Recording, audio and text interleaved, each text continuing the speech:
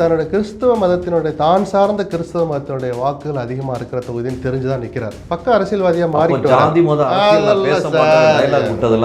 ஏன் சார் என்னைய கிண்டல் பண்றீங்களா? நீங்க அரசியல்வாதிட்ட போய் அந்த நேர்மையில எதிர்பார்க்கலாம். அதெல்லாம் சொல்லுவோம், மேடை பேச்சுக்கு சொல்லுவோம். ஜாதி பார்க்காம யார் சார் வேட்பாளர் நிறுத்துறா? அப்புறம் இவரும் வந்து டிஎம்கே மாதிரி ஒரு அரசியல்வாதி. அரசியலுக்கு வந்தாச்சுன்னா எல்லாம் ஒண்ணு பத்தோட ஒரே குட்டையில் ஊறிய மட்டைகள் தான். தூய அரசியல் பண்ற ஒருத்தர் எதுக்கு 106 பேருக்கு வெளியில இருந்து வந்த ஆட்களுக்கு பதவி கொடுத்திருக்கிய?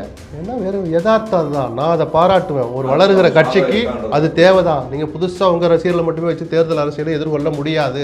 அந்த 106 பேர்ல குறைஞ்சது 75 பேருக்கு தேர்தலில் நின்று அனுபவம் இருக்கும், களப்பணியாற்றிய அனுபவம் இருக்கும். அது அந்த வளருகிற கட்சிக்கு நல்லதுதான். ஆனா நீங்க நாங்க தூய சக்தி மாற்று சக்தி இன்னும் அந்த கோஷம் எல்லாம் போடாதீங்கிற. நம்ம தூய சக்தி சொல்லலாம் வந்தவங்க பூரா ஏதோ கிரிமினல் சேர்க்கல. அவர் வாய்ப்பு கிடைக்காதவர். நேற்று நைட்டு சீட்டு கிடைக்கிறது தெரிஞ்சு வந்து நைட்டோட நைட்டா டைப் பண்ணி காலில் துண்டை போட்டு உட்காந்துட்டாரு ஒருத்தர்.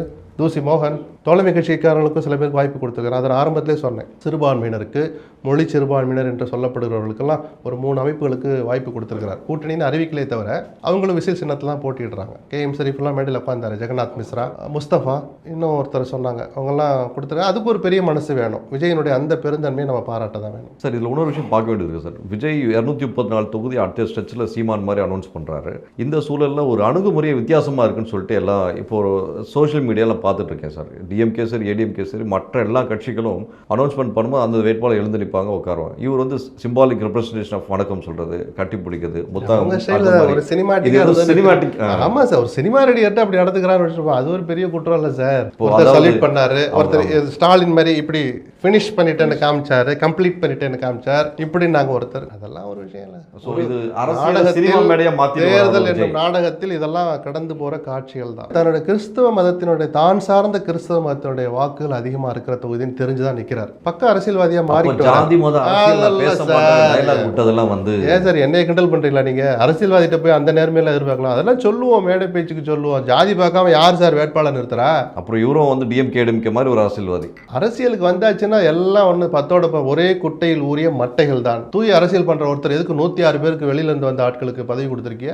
ஏன்னா வேற யதார்த்தம் தான். நான் அதை பாராட்டுவேன். ஒரு வளருகிற கட்சிக்கு அது தேவைதான். நீங்க புதுசா உங்க ரசிகர்களை மட்டுமே வச்சு தேர்தல் அரசியலை எதிர்கொள்ள முடியாது.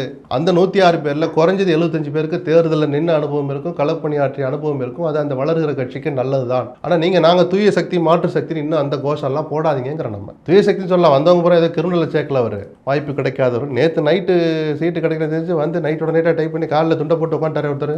தூசி மோகன் தோழமை கட்சிக்காரர்களுக்கும் சில பேருக்கு வாய்ப்பு கொடுத்துருக்காரு. அதை ஆரம்பத்திலே சொன்னேன். சிறுபான்மையினருக்கு, மொழி சிறுபான்மையினர் என்று சொல்லப்படுகிறவர்களுக்கெல்லாம் ஒரு 3 அமைப்புகளுக்கு வாய்ப்பு கொடுத்துருக்கிறார். கூட்டணின்னு அறிவிக்கலே தவிர அவங்களும் விசில் சின்னத்தெல்லாம் போட்டிடுறாங்க. கேஎம் ஷரீஃப்லாம் மேடையில் உட்காந்தாரு, ஜெகநாத் மிஸ்ரா, முஸ்தபா, இன்னும் ஒருத்தர் சொன்னாங்க. அவங்கெல்லாம் கொடுத்துருக்காங்க. அதுக்கு ஒரு பெரிய மனசு வேணும். விஜயனுடைய அந்த பெருந்தன்மையை நம்ம பாராட்ட தான் வேணும். சார் இதில் இன்னொரு விஷயம் பார்க்க வேண்டியது இருக்குது சார். விஜய் 234 தொகுதி அடுத்த ஸ்ட்ரெச்சில் சீமான் மாதிரி அனௌன்ஸ் பண்ணுறாரு. இந்த சூழலில் ஒரு அணுகுமுறையை வித்தியாசமாக இருக்குன்னு சொல்லிட்டு எல்லாம் இப்போ ஒரு சோஷியல் மீடியாவில் பார்த்துட்டு இருக்கேன் சார். டிஎம்கே சரி, ஏடிஎம்கே சரி, மற்ற எல்லா கட்சிகளும் அனௌன்ஸ்மெண்ட் பண்ணும்போது அந்த வேட்பாளர் எழுந்து நிற்பாங்க, உட்காருவாங்க. இவர் வந்து சிம்பாலிக் ரெப்ரஸன்டேஷன் ஆஃப் வணக்கம் சொல்றது, கட்டி பிடிக்கிறது, ஒரு சினிமாட்டிக். ஆமா சார், ஒரு சினிமா ரெடியர்ட்ட அப்படி நடந்துக்கிறாரு. அது ஒரு பெரிய குற்றம் இல்லை சார். சல்யூட் பண்ணாரு ஒருத்தர். ஸ்டாலின் மாதிரி இப்படி ஃபினிஷ் பண்ணிட்டேன்னு காமிச்சாரு, கம்ப்ளீட் பண்ணிட்டேன்னு காமிச்சார். இப்படி நாங்க ஒருத்தர். அதெல்லாம் ஒரு விஷயம் இல்லை. தேர்தல் என்ற நாடகத்தில் இதெல்லாம் கடந்து போற காட்சிகள் தான்.